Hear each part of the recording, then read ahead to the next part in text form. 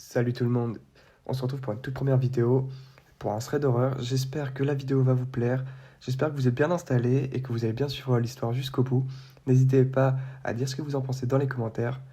Matteo, il est livreur de pizza dans un petit village et un soir il devait livrer des pizzas dans son restaurant et son patron lui dit qu'il lui reste une dernière commande.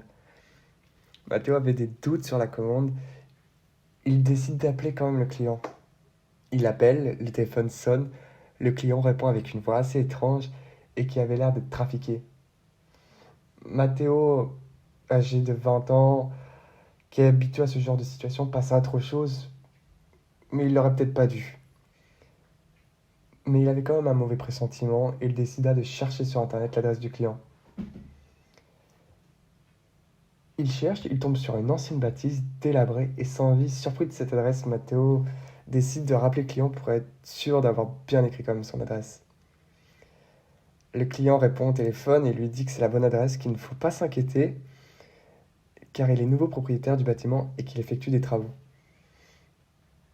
Matteo, lui, il le sent pas, il le sent vraiment pas.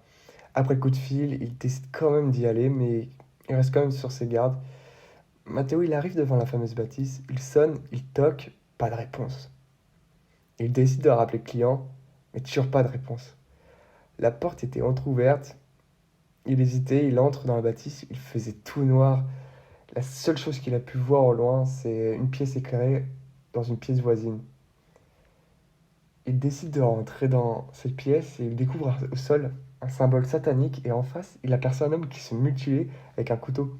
Attendez, mettez-vous quand même à sa place. Enfin, je sais pas, moi, je vois quelqu'un qui rentre avec, enfin, qui est dans une pièce seul, sur un sol où il y a un symbole satanique qui se mutile. Je sais pas, moi, je suis à sa place, moi, je fais demi-tour, je me casse, quoi. Mais non, lui, je sais pas. Et d'un coup, une silhouette apparaît et devant la porte d'entrée, le mec, il avait un masque chirurgical sur le visage, puis il tenait un scalpel dans sa main. Je sais pas, moi, chelou.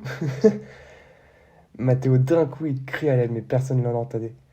L'homme avec la silhouette noire, il attrape Mathéo et l'intoxique à l'aide d'un chiffon recouvert d'un produit anesthésiant. Au loin, il entend les sirènes de police. Mathéo, il crie de toutes ses forces. Les voisins avaient entendu des cris, ils ont décidé d'appeler la police. L'un des hommes, pour faire taire Mathéo, surgit, lui met un coup de couteau dans l'épaule puis s'enfuit. Quelques minutes plus tard, les policiers sont rentrés dans le bâtiment. Ils ont secouru Mathéo. Ils ont réussi à rattraper les hommes et expliquer à Mathéo que ces deux hommes se sont enfuis de leur hôpital psychiatrique et avant leur évasion, ils avaient expliqué à leur médecin qu'ils voulaient sacrifier quelqu'un pour les démons. Après toute cette histoire, il a très vite compris qu'il était leur cible. Aujourd'hui, il ne sait toujours pas si la police n'était pas intervenue, il ne sait pas ce qu'il aurait pu lui arriver, mais il en garde encore des séquelles. Voilà, c'était la première histoire. J'espère que ça vous a plu. La vidéo était peut-être trop courte pour vous, mais pour moi, c'est suffisant parce que c'est la toute première. Et n'hésitez pas à me dire dans les commentaires si la vidéo vous a plu. Et n'hésitez pas à vous abonner. Salut tout le monde!